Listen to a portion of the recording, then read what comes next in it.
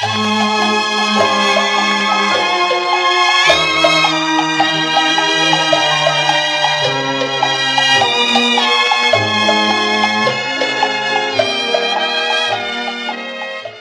to the Old Time Radio Westerns. I'm your host, Andrew Rhynes, and I'm excited to bring you another episode absolutely free. This is one of over 80 episodes released monthly for your enjoyment. Now, let's get into this episode.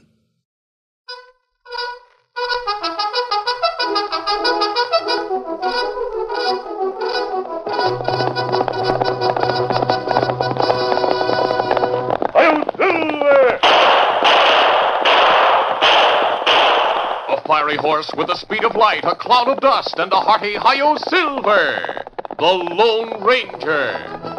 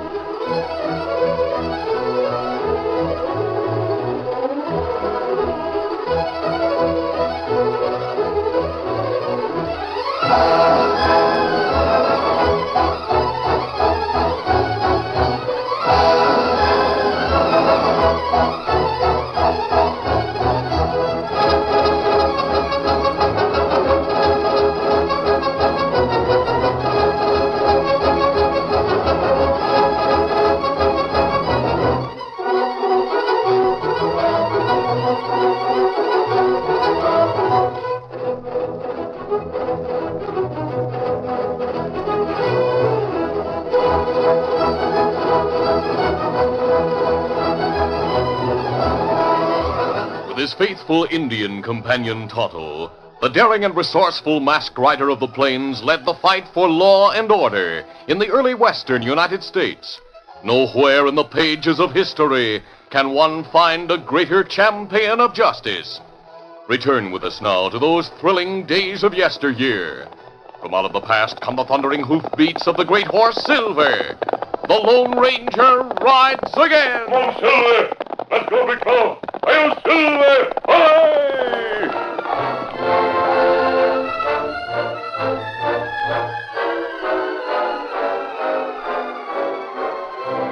Before the railroad tracks could be extended through the West, many agents traveled over the proposed right-of-way to secure property rights. There were countless schemes by which dishonest men hoped to get a share of the money that was being spent so freely. The Lone Ranger had uncovered many underhanded schemes based on the railroad's expansion. So when he learned that new tracks were to be laid through the town of Little Falls, he rode to the vicinity with Tonto and his teenage nephew, Dan Reed. It was night when the three rode slowly through the main street of the town. The buildings were dark. A new moon gave only feeble light to reveal the deserted street and the watering trough in front of the general store.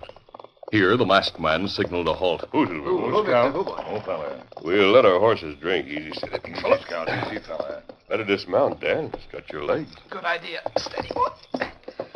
Golly, been a long time in the saddle. How much farther are we going, sir? Oh, about 2 miles. We'll camp in the woods south of town. That good place. Have you been here before, sir? Oh, about 5 years ago, Dan. That was when they were raising money to build a city hall. Oh, yes. I remember Tonto telling about how you caught the crooks who tried to steal the building fund. I didn't do it alone, Dan. I merely helped Sheriff Jackson. City Hall, plenty fine building. Yes, that is across the street? Ah. Tonto, there's a light in one of the offices. Ah. You can see it through the window shade. Sheriff Jackson may be working overtime. Is that light in the sheriff's office? I don't know, Dan, but we'll find out. I want to talk to Jackson. I plan to have Tonto ride into town tomorrow and ask him to visit our camp. It will be much better if I talk to him tonight. Shall we cross the street and see if he's in, sir? Yes. You stay here with the horses, Tonto. With Dan Reed at his side, the tall masked man crossed the street to the lighted window. Peering into the room, they saw that the light came from a candle that had been placed on the floor beside a heavy ledger that had apparently been taken from an open safe that stood nearby. A man squatting on the floor was writing in the ledger. That man wore a badge. Looks like a sheriff's badge. That man isn't Sheriff Jackson. He must be a deputy. Golly, I wonder what he's doing. Yes, I wonder. Doesn't look like a sheriff's office. It isn't. It's the office of the tax collector. Then what's the deputy sheriff doing there? That's what I'd like to know, Dan. Why is he working on the floor by candlelight? Why doesn't he light the oil lamp on the desk? Possibly because he wants to attract as little attention as possible. The dim light, the drawn shade. He's finished. He's putting away the ledger. He seemed to be changing an entry. Come on, Dan. He's putting out the candle. We'll leave before he comes out. During the ride from town to camp, the Lone Ranger told Tonto what he had seen. The following morning found the Indian and Dan Reed back in town to gather information. They learned that Sheriff Jackson was away from Little Falls and would not return for several weeks. Deputy Paulson, the man Dan had seen in the tax office, was in charge. From the street, Dan and Tonto could see Paulson at the sheriff's desk. He was talking to a man in the clothing of an Easterner. Though the door was open, the low-voiced conversation could not be heard. Golly, Tonto, Lone Ranger would sure like to know more about Deputy Paulson. Feller him talk to come from east. Maybe him railroad man. I wish I'd been arrested last night. Huh? Why you say that, Dan? Because if I'd been arrested, I'd be in the jail cell. And I'd be close enough to hear what goes on at the sheriff's desk. See how near the barred door is? That may be a good idea. We go away, talk over plan. Unnoticed, Dan and Tonto moved away. Meanwhile, the deputy talked to a man named Gibson, who represented the railroad. Well, Mr. Gibson, I've done a lot of thinking since you and I talked yesterday. I'm glad you came to me before you called on Brimstone Brewster. Brimstone Brewster? Well, that's what everyone calls Brewster on account of his hot temper. Oh, I see. He'll fight at the drop of a hat. He hates railroads more than anything else. He'd probably shoot you on sight if he knew you were with the railroad. But, Paulson, if we try to run the tracks around the Brewster land, we'll have to go through the mountains. That's out of the question. We must have the right-of-way on Brewster's ranch. We'll pay a fair price based on the assessed value of the property. Well, money would never change Brewster's mind. You said that yesterday. If Brewster refuses to listen to reason, I'll have to try legal action. You'd have to wait for the sheriff to return. He'll be gone for weeks. What's more, the sheriff would be against legal action because he knows it'd lead to gunplay and bloodshed. No farther ahead than I was yesterday. I'll call on Brewster and have a talk. He may not be as bad as you think. No, wait. I've been waiting 24 hours. I'm working on your problem. I sent my assistant to see Brewster. Oh, you did? Yes. He'll sound out the old fire eater. He'll be back in a little while. Well, why didn't you say so in the first place? Oh, what the Sam Hills... Yells and shouts outside brought the sheriff's deputy and the railroad man to their feet. An instant later, a boy who looked wide-eyed with fear rushed through the door. Help me! Help! He was pursued by a tall Indian. Me get you! Hold on there. Wait a minute. Take it easy. Stand still, Redskin, or I'll let daylight through you. That Indian's after me. Me get you. Me teach you try ride Indian horse. Quiet. Why is he chasing you, son? Saw me standing next to his horse. He yelled at me. I ran and he chased me. You take Indian horse. I wasn't going to touch your horse. Me fix you. Me teach you lesson. Hold it. Thinking you're drawing a gun, huh? Well, I'll take that shooting iron. You a stranger in town, boy? Yes, sir. Sheriff, if you'll please hold that Indian long enough for me to buy a few supplies and leave You town... not hold me. Oh, no? Well, you just walk straight to that barred door. You not tail me. Me not break law. Get going. Charged with disturbing the peace. Now move. Golly, Sheriff, thanks. It's all right, boy. I'll see if the engine's held long enough to let you leave town safely. All right, in there, engine. Thanks Yeah, that'll hold you. Now, Gibson, we'll get back to our conversation. What about that Indian's horse? I'll take care of it when I go out. Hello, Paulson. Oh, hello, Grant. Glad you're back. I made it as fast as I could. Shake hands with Mr. Gibson. Gibson, this is Grant, my assistant. Pleasure. He's the man I sent to call on Brimstone Brewster. Oh, yes. Did you see Brewster? Yeah, I saw him. He's sure hard to talk to. The minute I mentioned that he might have a chance to make some easy cash by selling land to the railroad, he blew up. Did he draw a gun on you, Grant? No, but He said he'd be waiting with his rifle ready for anyone who tried to take away his land. Doesn't he understand that I'll make a fair offer? I tried to tell him that, but he wouldn't listen. Well, I'll talk to him. But Paulson, if Just you... give me a chance, Gibson. Now, you go back to the hotel and wait there until you hear from me. I may be able to talk some sense into Brimstone Brewster. All right.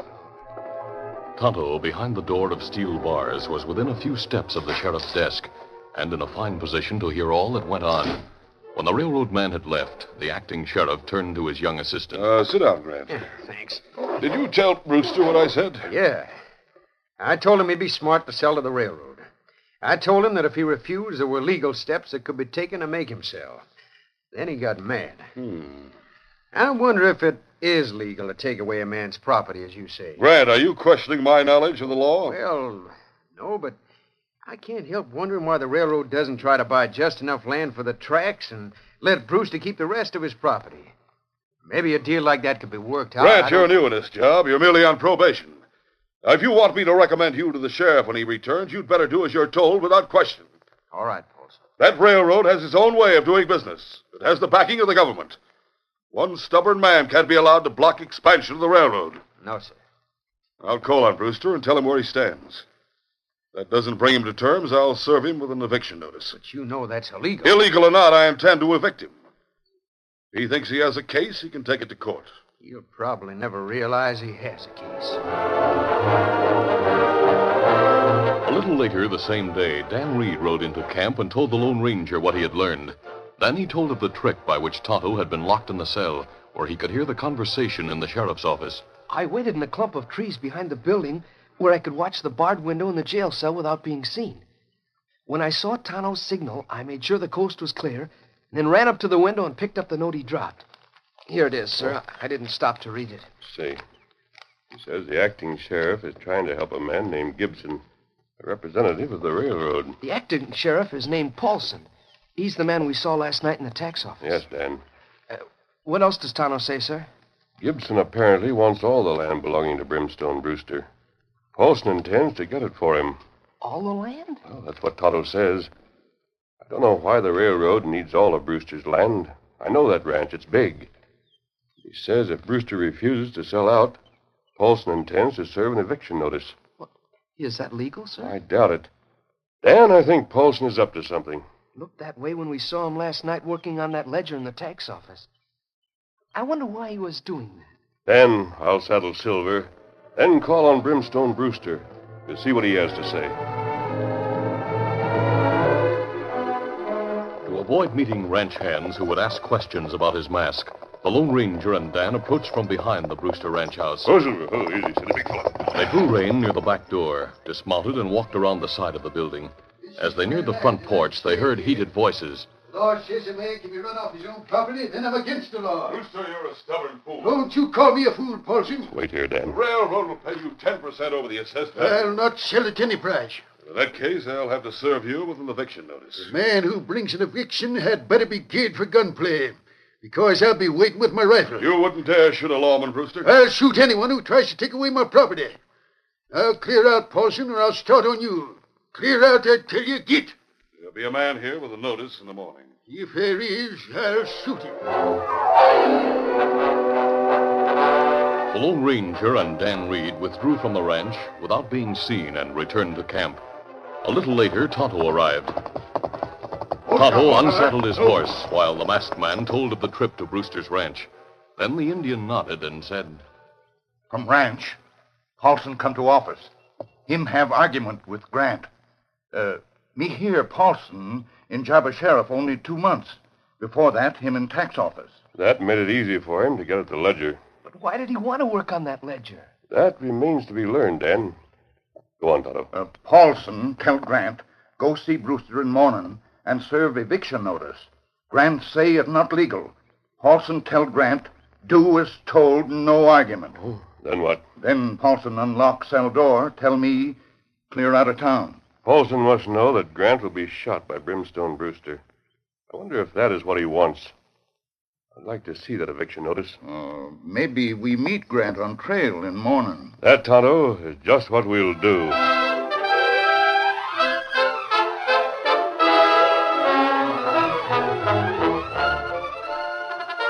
The curtain falls on the first act of our Lone Ranger adventure. Before the next exciting scenes, please permit us to pause for just a few moments.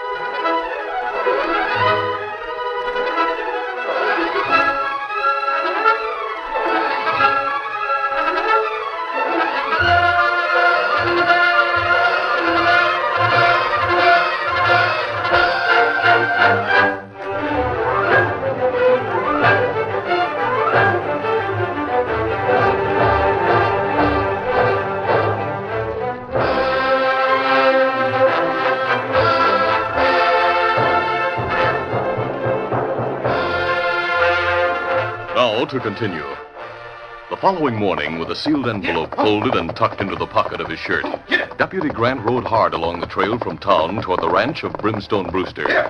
He didn't know that the fiery-tempered rancher was ready to shoot. Neither did he know that a masked man and an Indian were waiting at the side of the trail.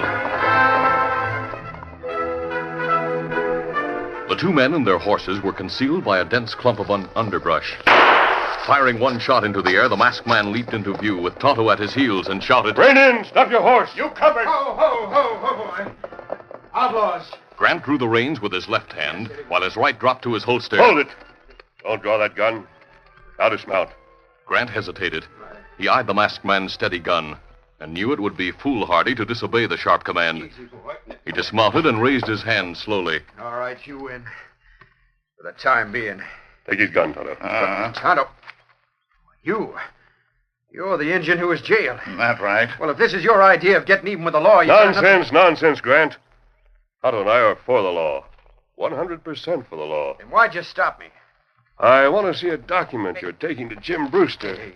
I'd like to see the kind of eviction notice Paulson has prepared. Did you see the document, Grant? No. Paulson gave it to me sealed. All right, look. Blank paper. It would serve Paulson's purpose as well as anything, because you wouldn't have the chance to hand it to Brewster. Why'd he send me with blank paper? He knows Brewster will shoot as soon as he sees you with what appears to be an eviction notice. You'd have to shoot to defend yourself. Either you or Brewster is to be shot. Why? I think Paulson wants Brewster out of the way. It doesn't matter whether you shoot him in self-defense or he's hanged for shooting you. If that's the case, We'll I'm going to... find out. I'll tie your hands. Not on your life. You hold still. This is merely a precaution, Grant. Tonto, I'm going to call on Brewster. You take Grant to camp where you can watch him.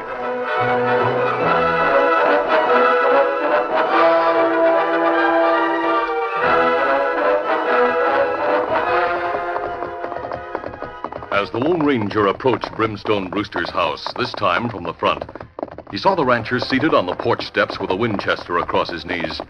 Then Brewster was on his feet with his rifle pointed at the masked man. Ho, ho. All right, dismount. Raise your hands and state your business, mister. Easy, steady, big fella.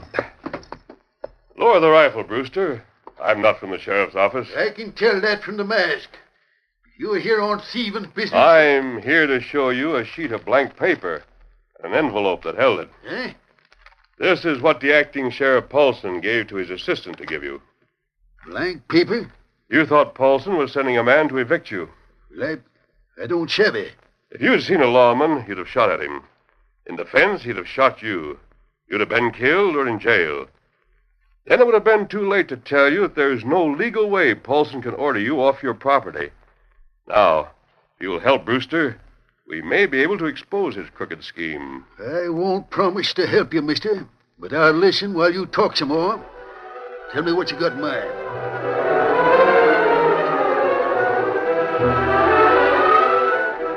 Later that morning, Paulson and the railroad man were once more together in the sheriff's office. A heavy ledger from the tax office in the same building lay open on the desk. Well, there's the assessment on the Brewster Ranch, Gibson. Much higher than I thought it would be.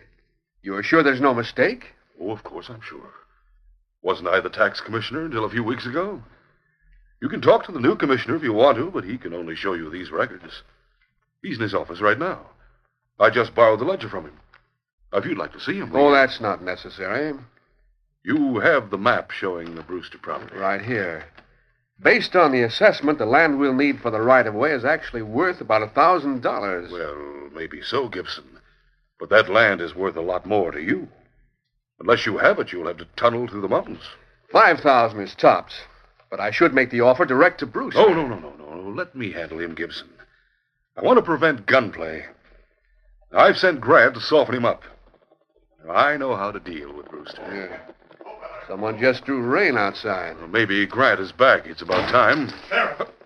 You back again? There's plenty of trouble at Brewster place. Trouble? Yeah. What? Me see fella named Grant. Ride to Brewster Ranch. A little later, me hear gunshot. Ride closer. See Grant face down on ground near ranch house. Great Scott. Did Brewster shoot him? Me see Brewster on porch with rifle. It's murder. Hey, Bart. Yeah? You come with me. We're going to arrest a killer. Are you, Indian?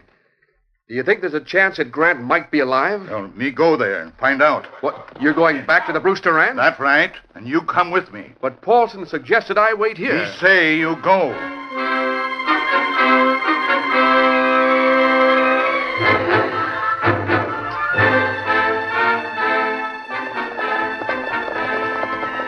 Paulson and a townsman named Bart rode quickly to the Brewster Ranch. As they approached the house, they saw Grant's horse at ground hitch. Nearby, Grant lay face down on the grass. Brimstone Brewster was waiting calmly on the porch steps. Whoa. Hey, don't move, Brewster. I have you covered. It's over. Touch that rifle and we'll open fire. Who's moving? Consider yourself under arrest. Who, me? What's your charge, Paulson? I'm taking you in for shooting Grant. If he's dead, the charge is murder. Who says I shot him? Seems to me you're taking a lot for granted. All right, stick out your hands. Handcuffing me? Yes, I'm taking no chances with you. Now, I'll step inside the house for a minute and talk to Mrs. Brewster. I heard everything, Sheriff. Poor Jim thought he was justified in protecting his property. Oh, try to stop crying, Mrs. Brewster. You'll have to see that Jim has a lawyer that's smart enough to convince the jury that Jim was only defending his property. Lawyer? But that'll take money. You must have cash on hand. Oh, no, only a few dollars. Well, that's bad. It'll take $1,000 to bring the right kind of lawyer from a big city. 1,000? Oh, no. Mrs. Brewster, I know this isn't the right time to talk business, but you'll need cash to save Jim's life. I've already told your husband that the railroad wanted to buy this ranch. You told him it'd be taken away if he didn't sell. Oh, maybe Jim misunderstood. The fact is, there's still time to sell. In fact, maybe I can help you. Yes, I know I can help. Just let me borrow a pen and ink and some paper. There on the desk. Well, that's fine. I'll sit here and write an agreement. Deeply absorbed in writing, Paulson didn't know what went on outside the house. Bates, who had been left outside to guard Brewster, was amazed to see Deputy Grant rise uninjured from the ground and approach the porch, drawing a handcuff key from his pocket. While he unlocked the handcuffs, Grant assured Bates that there was no cause for holding Brewster and convinced him there was reason to believe that Paulson himself was crooked. Bates agreed to aid in the plan to expose the acting sheriff. Then Tonto arrived with Gibson. They went with Brewster, Bates, and Grant to the back of the house, where the Lone Ranger waited with Dan Reed. Dan remained with the horses. The masked man and the others silently entered the back door as Paulson finished writing. There, Mrs. Brewster. This is a 10-day option. I'll give you $50 when you sign it. An option? Yes. It gives me the right to buy this ranch, exclusive of the livestock and equipment, for $5,000. 5,000? But it's worth much more. It's more than the railroad would pay. It's more than anyone in town would pay. Furthermore, Mrs. Brewster, you'll raise considerably more cash by selling the cattle. You're going to need cash for a lawyer. But it's Jim's ranch. He's the one to sell it. Well, I'll talk to him later. He couldn't sell it without your signature anyhow. That's why I want you to sign now while I'm here. And I'll talk to Jim when we reach town. Well, I don't know. Jim is sure to hang Mrs. Brewster unless he has a mighty fine lawyer. And he'll probably face the hanging rather than ask you to give up this ranch. Oh, no. But if he sees you've already signed, you're willing to give it up, well, he'll feel different. Now, you just sign right here. Don't sign! Gibson, you here. We're all here, Paulson. Grant, see here what... Brewster. Yes, you should have looked to see if Grant was shot. You outsmarted yourself, Paulson. Mask, who are you? He's the man who baited the trap for you, Paulson. He's the one who figured you wanted me to be shot by Brewster. So's you could put pressure on Brewster and his wife to sell you this ranch for $5,000. Price I agreed to pay for only a narrow strip of land across the ranch. Then you'd own the rest of the property, and it wouldn't cost you a cent. Now, wait, listen, I can explain. Paulson, you lied to Brewster. You didn't tell him I wanted to buy only a strip for the railroad tracks. You told him I wanted to buy all of his property. That's what you told me, Parsons. Sakes alive, I'd be glad to sell part of the land to the railroad. Why not? We'll have no trouble reaching an agreement, Brewster, now that we're together. Paulson saw to it that we didn't meet face to face. Oh, that masked man engineered this deal, huh? He set things up so I'd think Brewster killed Grant. That's right, Paulson. I suspected you of something underhanded when I saw you changing records in the tax ledger. You saw me? When you were in the tax office, you probably collected more than you should have and pocketed the difference between that and the tax called for by the actual assessment. When a new collector replaced you, you knew you'd be exposed unless the ranchers continued to pay the same amount of tax. Isn't that true? So you sneaked into the office at night and raised the assessment in the ledger, so taxes would remain the same amount you'd collected. Hear that, Paulson? You're smart, mister. I don't know how you knew all that, but... Call it a shot in the dark, Paulson. It seems to have found the mark. I'll kill you for this. Oh, my arm! What a draw. You hit, mister? No, Brewster. It's a good thing you were fast on the draw. First man I ever saw outdraw Paulson. My arm's broken. We'll dress it for you, Paulson. You were in on the frame-up, Grant. So was Mrs. Brewster. You're all against me. You want people on your side, Paulson. Try playing a straight game. Come on, Tonto. Dan's waiting. Hey, hold on, missy. Yes? We're all mighty obliged to you. Yes, you've been a great help to the railroad. Yep, and to me. To everyone around here. It looks like the folks will all get tax refunds. And, Paulson, you're the one to make those refunds as long as your cash holds out. Oh, Grant, Paulson should be held in jail until the sheriff returns. Yeah, that's where he's going, mister. I'm taking over until the sheriff returns.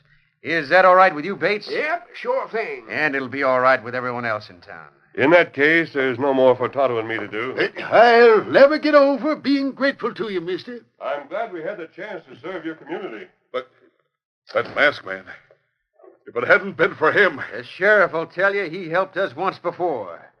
He's the Lone Ranger.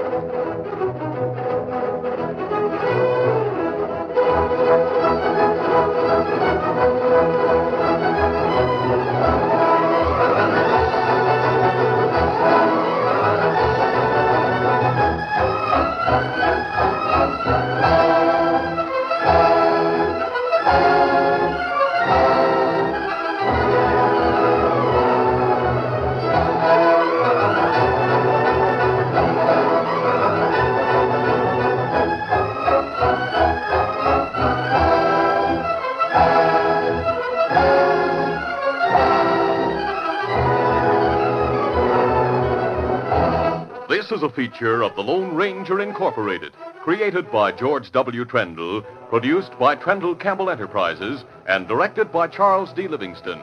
Tonight's drama was written by Fran Striker.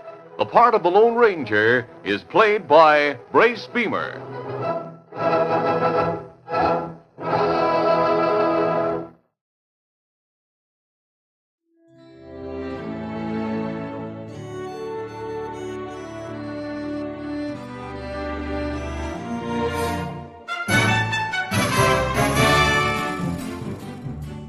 This has been a presentation of OTRWesterns.com, and we hope you enjoyed.